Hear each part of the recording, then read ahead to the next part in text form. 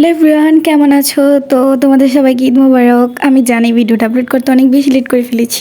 ঈদের দিন সকালে ওঠার পরে আমি ফ্রেশ হওয়ার পরে আম্মুকে একটু কাজে সাহায্য করেছিলাম। আর আজকে মুরগির মাংসটা আমি নিজে হাতে রান্না করেছি। আর সকালে আমরা ফ্রেশ হওয়ার পরে খেয়ে নিয়েছি সেমাই, আর সেমাইটা অনেক বেশি মজা হয়েছে। তারপর ঈদের দিনে সেমাই বলে কথা।